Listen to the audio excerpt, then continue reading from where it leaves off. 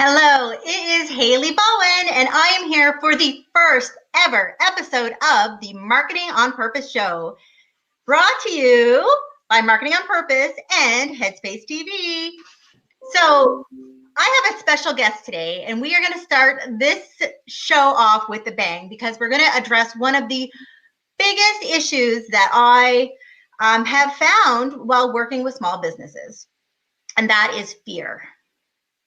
So this episode is all about stepping into marketing bravery and why it is important for you to put on your bravery cap and to let yourself be known and to make some decisions. So I'm going to, within this, the next 30 minutes, maybe less, share with you some things that I've done in terms of trying to be brave for my own business, and some of the things that my clients have done to be brave for their businesses.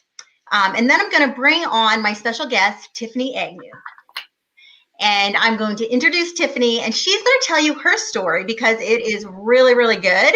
And she is even going above and beyond in the bravery department. And she's going to help us with some tips to help us overcome some of the fears that are holding us back and holding our businesses back from exponential growth. So to get started, I'm going to ask a question. Are you ready for this? Does marketing scare you? So easy. So I know that by definition, you guys are all business owners. So you have some level of bravery, that is for sure, because it is hard to step into a spot where you are in the spotlight, where people are watching whether you fail or succeed, putting all of your financial success, I guess, on your own shoulders. So I know that you are brave. But does marketing scare you? So let me know in the comments, yes or no, does marketing scare you? And I'll give you some prompts for this. And then I'm going to bring Tiffany on. Okay. Here's one. Does going live scare you? Think about these things. Does going live scare you for your business? Here's another one. Does adding personality to your marketing scare you? Does adding your personality? I have worked with over the last, so Marketing on Purpose, my company, helps small businesses to create brand strategies and strategies for growth. And we do it together. We co-create the strategies together. And I think I've worked with probably 40 or 50 new business owners, or more mature business owners over the last year. And this one comes up a lot. I want them to create a brand that's compelling. I want them to create a brand that people can connect with. But adding personality to your marketing often scares people. And it shouldn't, because without personality, it can be boring, right? Okay, what about this one? Does being vulnerable scare you? I got lots to say about that. Does making strategic marketing decisions scare you? So here I'm talking about niching down, right? Clearly defining who your ideal customer is. Does that scare you? Does it scare you to say, this is my customer and I'm not going to target everybody? I know it scares some people. Does charging more money scare you? Does charging what you're worth scare you? Oh gosh, it's scary. It's a scary world out there. Last one. Does making a wrong move scare you?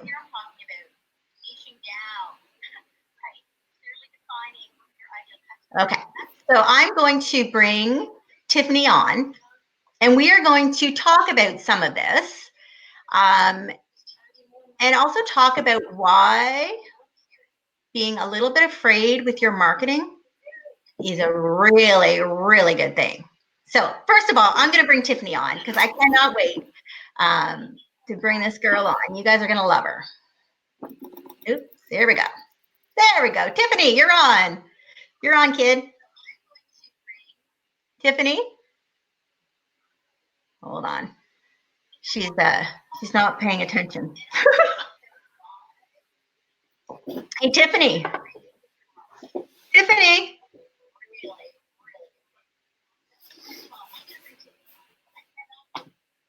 Tiffany, you're on, kid. Okay, I'm going to introduce her, and hopefully by the time I'm done, she will see that I'm talking about her now. You're on live with us now, Tiffany. So Tiffany is the founder of the Braden Foundation. She is also a blogger on Tiffany Agnew Inspires blog. And she is doing a challenge for herself, which is called the 100 Brave Things Projects. So I cannot think of a better person to come on and talk about bravery than Tiffany. Except she just left. Oh, here she comes. Here she comes. The technical issues that you get sometimes. Here she is. Hey, babe. I can hear you now. Okay, awesome. I just introduced you. Before I couldn't even see you. Oh, no, that's not good. No. Thanks for having me. You are welcome. So I just introduced you and gave them just a little quick overview of what you're up to. But maybe we can give them just a little bit more on your 100 Brave Things project.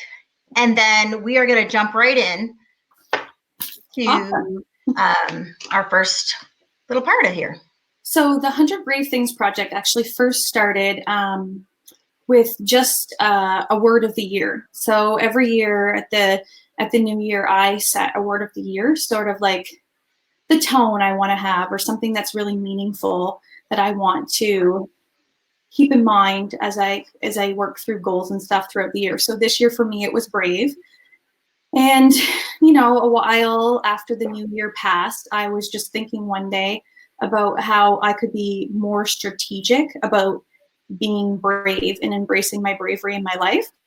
So I decided that I would do the 100 Brave Things project, where I would just, you know, I don't even know all the things that I'll do yet, but I plan to do a bunch, obviously 100. So it started off with just like little things, and then, you know, some will still actually stay small and some will be bigger, but it's a way for me to be more intentional about being brave and embracing things that scare me, or, you know, and getting outside my comfort zone and not getting too comfortable with where I'm at right now. That's awesome. I love that. So for those of you who don't know, Tiffany and I have worked together. Tiffany took my Strategic Foundation Bootcamp, and we started the Braden Foundation, or she started the Braden Foundation. With your help. What's that? With your help. Yeah, with my help, which in itself required you to take a really big step into bravery. Yes. Do you want to give them just a really quick description, I guess, of what the Braden Foundation is and why you started it? Sure. I started the Braden Foundation in memory of my son, Braden. So it just was really important to me to keep his light shining bright in this world. So it was almost immediately like he passed when we were in Halifax, and literally driving home the next day, I said, I'm starting a foundation. It's something that I had on my heart before from previous years, but I knew that it was something that I wanted to do right away. I just needed something sort of bigger than myself to focus on. So I kept that in mind. I reached out to you without even having an idea of what I would do. I just knew that I wanted the foundation to do something. I know you and I tossed around a few different ideas, but none of them really, you know, gave me that, yes, you know, this is it. Like nothing really landed on my heart until you had asked, well, what would have made Braden's life, you know, what would have made him a little happier or brought him a little bit more joy during those last 5 months of his life. So that's when we had decided that the Braden Foundation would give sick kids in New Brunswick who are dealing with severe life-threatening or high-risk illnesses their choice between a bedroom makeover or a shopping spree. So just giving them something fun and positive to focus on when they're going through, you know, what many of us don't have to go through in a lifetime. Exactly. That's what we decided to make the foundation do. I love that. That was one of the most rewarding projects that I've worked on. And it gets me emotional every time. Oh my gosh. Because I can remember back to that meeting that we had, and just knowing where you were in your grieving, and to be able to, focus on doing some good, like that takes so much bravery, and I will always have so much respect for you for that. So I'm so glad that you're on this show, because this show for me is requiring me to step into my bravery.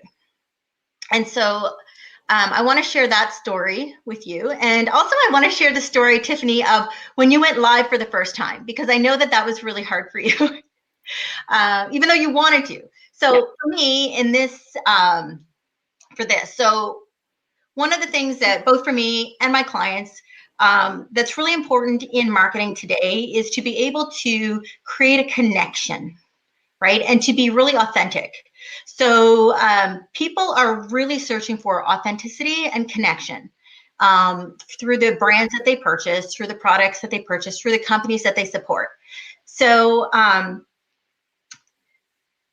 it's really important for you as a business owner to allow yourself to shine through in your business. So everybody's going to have a different strategy, and you may not have a strategy that puts your face at the forefront, but you may, or maybe you should. But one of the things that I know for certain is that you need to be authentic. So when I started my company, Marketing on Purpose, about a year ago, maybe actually a year and a half ago, I'm a seasoned veteran now, a year and a half ago, I started this little group, and it's called the DIY Marketing Group. So if anybody wants to join the DIY Marketing Group, please feel free. Anyways, I started doing my lives within that group, because that group was filled with people that I already knew, and then a few people, and it started growing and growing. But it was like this comfort zone that I had is in that group. And then, as I learned more about Facebook and what's effective on Facebook, I knew that I had to bring my lives to my Facebook page, which is open, right? It's for the public. And that was scary for me. So now Rivers asked me to do this show, and I'm going in front of a totally new audience of people who don't know me. And that is scary. I woke up this morning with like heart palpitations, I think, because I'm putting myself out there to people who don't already know me. They have no connection with me. And it puts me in a vulnerable position, and it's hard, but I know it's important for my business. I know it's important to get my message out there about small businesses mattering more, and we'll talk about that in another show. So I did it, and here I am. But I had to put fear behind me, and we're going to give you some tips on how to do that after. But Tiffany, let's hear your story, because I know that going live was important for you and for your business. Yeah, it's something that I wanted to do for a really long time. And I kept being like, yep, I'm going to get to that. Yep, I'm going to get to that. So I really started off small. So first I started off with Instagram stories, because something about the fact that they disappear after the 24 hours like gave me comfort. And then I moved into pre-recording my videos for Facebook. Yeah. And I will say pre-recording your videos is way harder than going live. And people would tell me that before, and I'm like, you're crazy. No, it isn't. Because you're so much harder on yourself if you pre-record it. You'll watch it, and like if you say one word wrong or you touch your hair while you're talking, you're like, delete, I need to start again. Delete, I need to start again. So like, you gotta edit that. I would re-record 20, 30 times for like a 3-minute Facebook video. So it just got to the point too where I wanted the growth so bad, and I knew that live was the way to do it. It was going to be a way that I could connect better with my audience. So I just did it. I just went for it and hoped for the best. Yeah. And how has it helped? It's helped a lot. I've only even done like a few lives. I wouldn't even say like I have tons and tons of views on them, but already from just the few that I did, I had a lady that I met in Moncton reach out, and I'm now going to be doing a bi-weekly show with her just for yeah. And she has a huge, massive audience of 21,000 people in Moncton. So just from just a couple of lives, she saw them and she was like, we should do something together. That's awesome. That's awesome. So already, like, it's already, impacting my growth for sure. That's great. I'll tell you this quick little story. Yesterday I was starting to book the guests for this show. And so I sent out some requests to some clients of mine. And I said, hey, I want you to do this. I think it'll be really good for your business. This is what I'll be asking you. And I, like, almost within 5 minutes, I get these responses back from 2 of the clients. And I laughed so hard because their responses were priceless. So one of them was, I just have to actually read you the exact words because it's funny. Oh, or maybe I won't. I should have pulled these up earlier, actually. Hold on. Okay, so one of the responses was,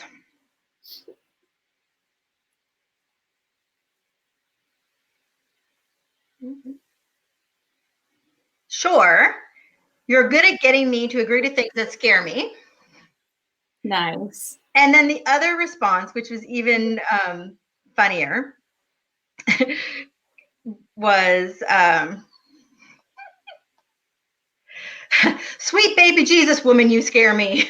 Yes, I'll do it. That's awesome. But they know that to grow their businesses, they're going to have to step outside their comfort zone. Yeah. Yeah. So I have 6 ideas for people who are watching this show to step out of your comfort zone. 6 things that you might want to do to improve your marketing, to improve your effectiveness, to improve your results. You can do it immediately. Pick one thing. Be brave like Tiffany. And step out of your comfort zone. So the first one, and all of these things will help you in baby steps to grow your business. So, and throughout the rest of the shows, we're going to talk about lots of different topics as to why these are important for you. But hey, why not do something today that will increase your bravery? Every step that you take outside your comfort zone is going to push you outside your comfort zone. Next time you take a step and you're even further outside that comfort zone, right? Okay. So the first one, don't be afraid to ask for product reviews. A lot of people are afraid to ask their customers for anything. Tiffany, do people like to help people? They do. Yeah. So people do things for emotional reasons. People want to help. Altruism, the need to help other people, is one of the biggest emotional triggers for people. It's literally why I do everything that I do. Yeah, it's literally it's why people do what they do. A lot of people, like, there's tons of reasons why people do, but one of them is to help people. So do not be afraid to ask for a product review. So if you've done a really great job for somebody today, ask them to review you on Facebook or Google. Product reviews, so important. And we'll talk about the importance of those in another show. But really, so many buying decisions are being based on peer reviews. Okay. Number 2, don't be afraid to sell. Everybody's afraid to sell. I like to position selling in a different way, which is helping. If you position selling as you're helping someone, it becomes a lot less frightening and a lot more enjoyable. Absolutely. Right? So if you can help somebody by offering up something that you are selling, you're actually doing them a service by making it easy for them to find a solution to their problem. So don't be afraid to ask somebody or to share with somebody what you're selling. So you can today, if you're posting on social media, make sure you have a call to action at the end of your post that says, hey, interested in working with me, or hey, check out this product. And don't be afraid to do that, because you're doing them a service if your product is valuable. If your product's not valuable, we got way more issues to talk about than how you're going to market it. Okay. This one Tiffany, you're so good at. This one is, don't be afraid to bring you into your marketing. Really right? important. It's really important. People are looking for connection. Yeah. And they connect with you. They buy you, essentially, right? Like, you know what I mean? All kinds of people sell marketing programs, but people buy from you for Marketing on Purpose because they like you and they think that you can help them. Yeah. Yeah. I don't have one client. So for those of you who have worked with me, you know that I'm really big on customer research, right? So every client I get, I teach them how to do their own customer research. But in the process, I get some customer research for myself. And there is not one client that I have had that hasn't said that they felt like they had a connection with me, and that's why they chose to work with me. Mm-hmm. And that's because I'm showing up live on Facebook all the time. They get to know me before they even meet me, right? And Tiffany's doing the same, and I love it. Okay. Oh, I like this one. Don't be afraid to let your customers have a voice in your product development. It's kind of a weird one, but we know that 42% of millennials are interested in helping you develop your products. So ask them for help. Engage with them, create that connection with them, and let them be part of something. We did this recently in the Braden Foundation. Actually, we are doing a makeover for a sweet little girl named Zoe who wants a pet daycare for her makeover for her actual pets. Prior to getting there, we thought it was going to be for fake pets, but we found out quickly that it was for her actual pets. She has like 2 dogs, a cat, and a bunny.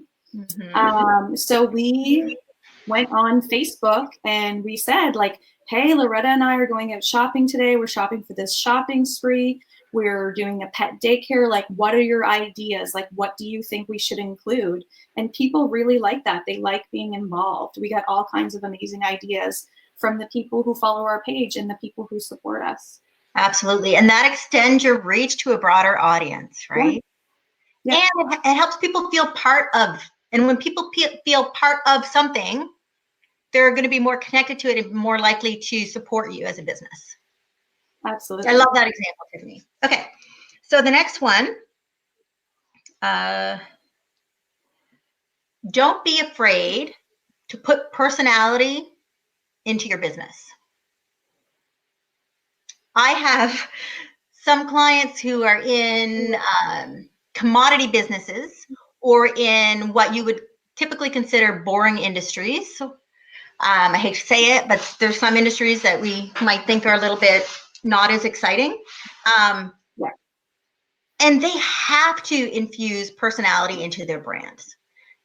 And we talk about how to do all that stuff, but 60% of consumers connect with a product or service based on, like, they feel a connection or gravitate towards products or services that reflect their own personality. So if you have a brand that's really bland, that's super professional, super, just nothing exciting or motivational about it, how are those people going to connect?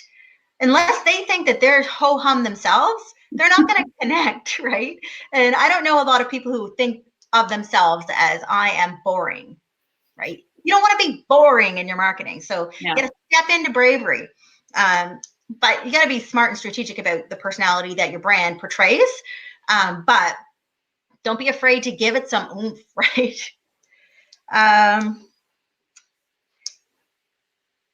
Don't be afraid. Okay. And then the last one, which Tiffany does all the time, is don't be afraid to take a step outside your comfort zone. So whether it's one of the ideas that I gave you today, or whether it's,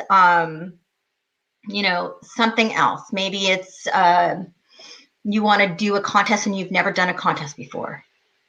Do not be afraid to step outside. And we're going to talk about how to tame the fear. So when you are afraid, how do you tame that fear? So I'm going to show this. Beep, beep. And I've got one tip. And I know Tiffany has probably 100 tips. So I'm going to let you go first, Tiffany. If somebody's afraid to do one of these things,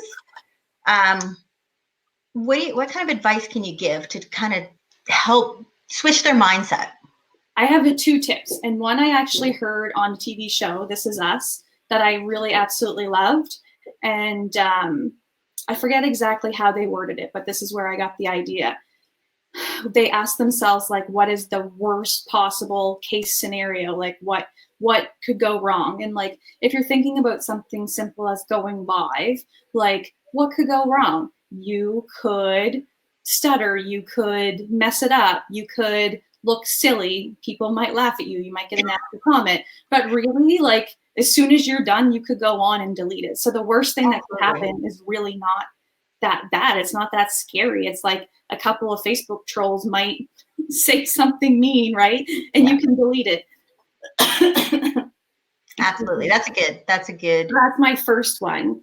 Yeah. And actually, when I was deciding to take on this role as a host for Headspace TV, I was really, like I said, I was really, really afraid. I was really afraid to put myself out there to new people who haven't gravitated towards me on their own, right? So on my Facebook page, I know that all those people who like my page have liked my page for a reason. So they already kind of knew who I was or liked what I was doing or whatever. But to be promoting my show on Headspace TV, well, none of you on Headspace TV probably know, like, not as many know me from, a hole in the ground. So the worst thing that can happen is that no one watches.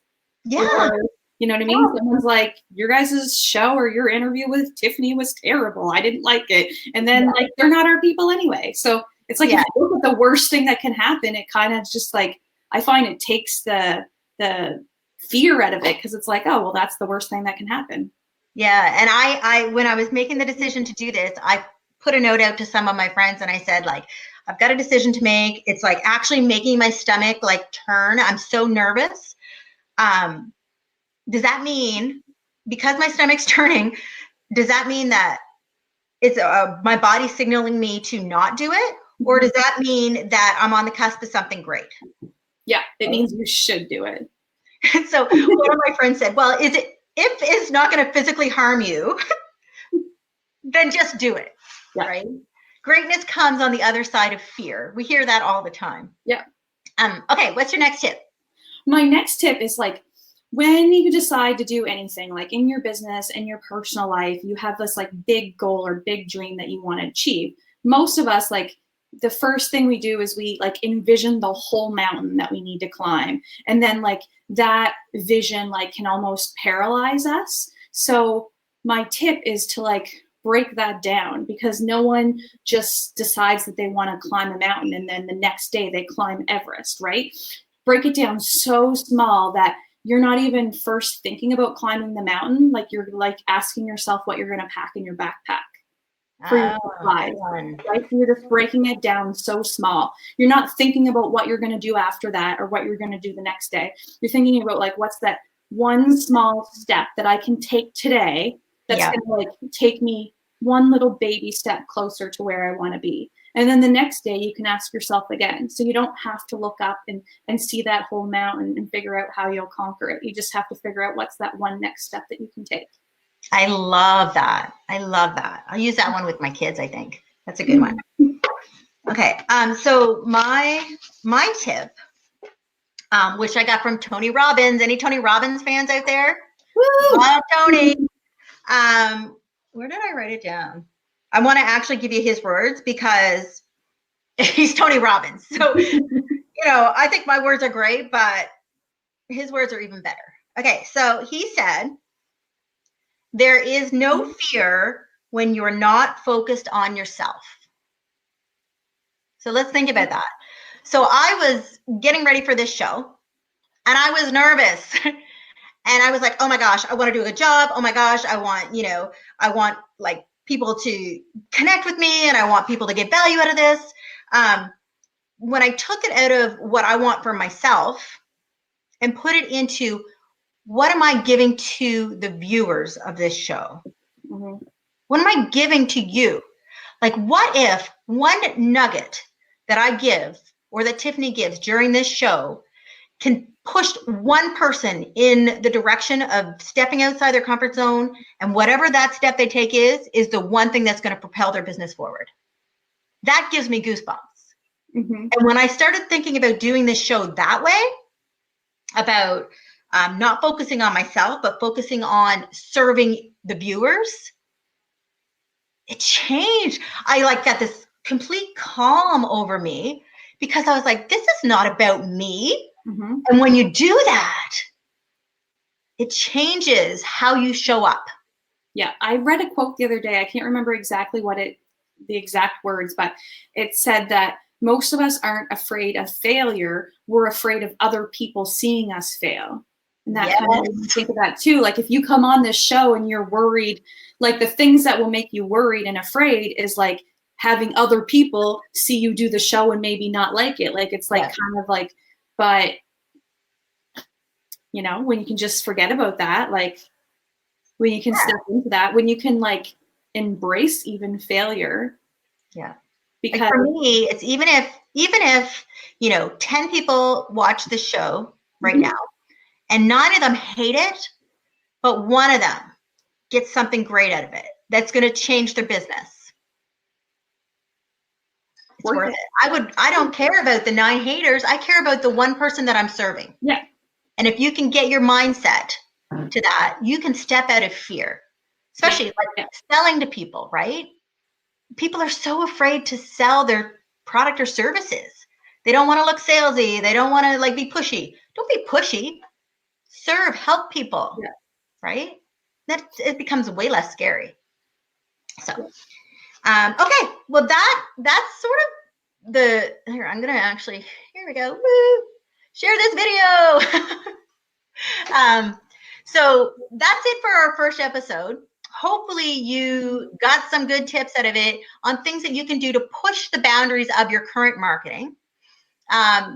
Moving forward on this show, you're going to see some case studies. We're going to be talking about, what some small businesses have done that's been real big needle movers for them.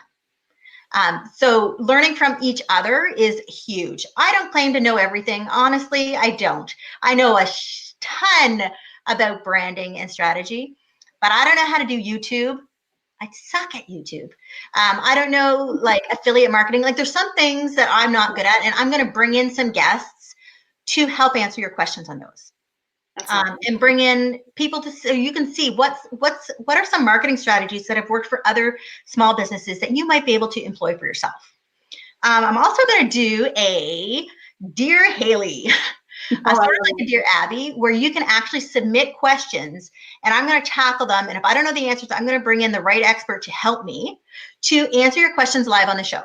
So I will be posting in the comments a link so that you can submit your question for Dear Haley, which will be happening once a month. And then, of course, we're going to be doing lots of education on the show and talking about branding and strategy and how to set yourself up for more effective marketing. And that's it. So thank you so much, everybody. Thank you, Tiffany, for joining us. And good luck on your, tell people how they can watch you with your 100 Brave Things. They can follow my page, Tiffany Agnew Inspires, or they can follow on my blog as well. It's at tiffanyagnew.com. tiffanyagnew.com. And Tiffany Agnew Inspires on Instagram as well. Okay, so maybe you can throw the links in the comments here so people can watch you do 100 Brave Things. Like watching somebody else be brave is inspiring to make you do some of the things that you're scared of. Yeah, and there's opportunities for people to get involved too. So they could potentially suggest a brave thing that they think I should do, or they could even have me do something brave with them, or they can join in on we're doing the Fun Day Footpath late this August, and we actually have people I posted it open on Facebook and said, who wants to do this with me? And I met a few people that way that are actually going to be walking the Fun Day Footpath with me. So there's lots of opportunities to get involved too. That's awesome. So we'll share that in the comments as well. And I thank everybody so much for watching. I see we've got some comments here from our guests. Oops, sorry. I'm gonna just quickly show them. You ladies brought me to tears. I'm not sure what we said that brought you to tears, Kathy, but hopefully it was enough to push you into some bravery. Probably when we were talking about the Braden Foundation and you were getting teary-eyed. I know, I can't. So Kelsey Ann says more authentic, love these. So hopefully she'll be like, I know that Kelsey is already very authentic and grounded, and I've seen a lot of her stuff, and you're doing a great job. So find something else to step into, into your bravery. So lots of great comments from people. So everybody have a great day, and we'll see you next week on the Marketing on Purpose show. Bye.